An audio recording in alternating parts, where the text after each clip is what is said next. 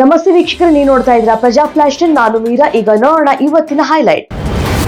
ರಾಜ್ಯದಲ್ಲಿ micro finance ಸಂಸ್ಥೆಗಳು ನೋಂದಣಿ ಆಗದ ಲೇವಾದೇವಿದಾರರು ಸಾಲ ವಸೂಲಿಯಲ್ಲಿ ಕಿರುಕುಳ, ಅಮಾನವೀಯ ವರ್ತನೆ ಮಾಡುವುದು, ಬೇಕಾಬಿಟ್ಟಿ ಬಡ್ಡಿ ಹಾಕುವುದನ್ನು ನಿಯಂತ್ರಿಸುವುದಕ್ಕೆ ಜಾರಿಗೆ ತರಲು ಉದ್ದೇಶಿಸಿರುವ ಮಸೂದೆಯನ್ನ 2 ದಿನಗಳಲ್ಲಿ ಸುಗ್ರೀವಾಜ್ಞೆಯ ಮೂಲಕ ಹೊರಡಿಸಲು ನಿರ್ಧರಿಸಲಾಗಿದೆ ಅಂತ ಕಾನೂನು ಮತ್ತು ಸಂಸದೀಯ ವ್ಯವಹಾರಗಳ ಸಚಿವ ಎಚ್.ಕೆ. ಪಾಟೀಲ್ ತಿಳಿಸಿದ್ದಾರೆ.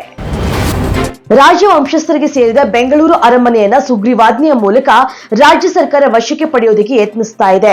ಹಾಗೇನಾದ್ರೂ ಆದ್ರೆ ರಾಜ್ಯ ಸರ್ಕಾರದ ವಿರುದ್ಧ ತೀವ್ರ ಹೋರಾಟ ನಡೆಸುತ್ತೇವೆ ಅಂತ ಅರಸು ಮಂಡಳಿ ಕಾಂಗ್ರೆಸ್ ಸರ್ಕಾರದ ವಿರುದ್ಧ ಕಿಡಿಕಾರಿದೆ. ರಾಜ್ಯದಲ್ಲಿ ಬಿಜೆಪಿ ಸರ್ಕಾರದಲ್ಲಿ ಮಂಜೂರಾದ ಎಲ್ಲಾ ಇಲಾಖೆಗೆ ಸಂಬಂಧಿಸಿದ ಕಾಮಗಾರಿಗಳು ಅರ್ಧಕ್ಕೆ ನಿಂತಿವೆ. ರಾಜ್ಯದಲ್ಲಿ ಗುತ್ತಿಗೆದಾರರಿಗೆ ಸುಮಾರು 50,000 ಕೋಟಿಗಳಷ್ಟು ಹಣ ಪಾವತಿ ಬಾಕಿ ಇದೆ. ಕೆಲವು ಗುತ್ತಿಗೆದಾರರು 60% ಸರ್ಕಾರವಾಗಿದೆ ಅಂತ ಹೇಳ್ತಾ ಇದ್ದಾರೆ ಎಂದು ಸಂಸದ ಗೋವಿಂದ ಕಾರಜೋಳ ಹೇಳಿದ್ದಾರೆ. ಈ ಹಿಂದೆ ರಾಯಣ್ಣ ಬ್ರಿಗೇಡ್ ಆರಂಭಿಸಿ ಬಿಜೆಪಿಗೆ ಸಡ್ಡು ಹೊಡೆದಿದ್ದ ಮಾಜಿ ಉಪಮುಖ್ಯಮಂತ್ರಿ ಕೆಎಸ್ ಈಶ್ವರಪ್ಪ ಅವರು ಈಗ ಕ್ರಾಂತಿವೀರ ಬ್ರಿಗೇಡ್ ಸಂಘಟನೆ ಘೋಷಿಸುವ ಮೂಲಕ ಮತ್ತೊಮ್ಮೆ ಕೇಸರಿ ಪಕ್ಷಕ್ಕೆ ಸೆಡ್ಡು ಹೊಡೆಯೋದಕ್ಕೆ ಮುಂದಾಗಿದ್ದಾರೆ. ಈ ಸಂಘಟನೆ ಫೆಬ್ರವರಿ 4ರಂದು ಬಸವನ ಬಾಗೇವಾಡಿಯಲ್ಲಿ ಉದ್ಘಾಟನೆ ಆಗಲಿದೆ ಅಂತ ಈಶ್ವರಪ್ಪ ಅವರು ತಿಳಿಸಿದ್ದಾರೆ. ಕೇಂದ್ರ ಸಚಿವ ಎಚ್.ಡಿ. ಕುಮಾರಸ್ವಾಮಿ ಮತ್ತವರ ಕುಟುಂಬದವರಿಂದ ಕೇತಗಾನಹಳ್ಳಿಯಲ್ಲಿ ಸರ್ಕಾರಿ ಜಮೀನು ಒತ್ತುವರಿ ಪ್ರಕರಣದ ತನಿಖೆಗೆ ಸರ್ಕಾರದ ಉನ್ನತ ಮಟ್ಟದ ಅಧಿಕಾರಿಗಳ ತಂಡ ರಚನೆ ಮಾಡಲಾಗಿದೆ ಅಂತ ಕಂದಾಯ ಸಚಿವ ಕೃಷ್ಣ ಬೈರೇಗೌಡ ತಿಳಿಸಿದ್ದಾರೆ.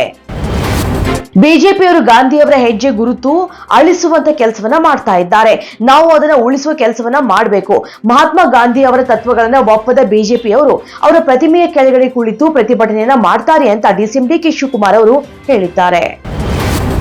ಆಮ್ ಆದ್ಮಿ ಪಕ್ಷದ ರಾಷ್ಟ್ರೀಯ ಸಂಚಾಲಕ ಹಾಗೂ ದೆಹಲಿಯ ಮಾಜಿ ಮುಖ್ಯಮಂತ್ರಿ ಅರವಿಂದ್ ಕೇಜ್ರಿವಾಲ್ ವಿರುದ್ಧದ ಭ್ರಷ್ಟಾಚಾರ ಆರೋಪದ ಕುರಿತು ಸಾಮಾಜಿಕ ಕಾರ್ಯಕರ್ತ ಅಣ್ಣಾ ಹಜಾರೆ ಗುರುವಾರ ಪ್ರತಿಕ್ರಿಯಿಸಿದ್ದು, ಅವರು ನನ್ನ ಸಲಹೆಗಳನ್ನ ಮರೆತು ಹಣದ ಹಿಂದೆ ಓಡ್ತಾ ಇದ್ದಾರೆ ಅಂತ ಹೇಳಿದ್ದಾರೆ.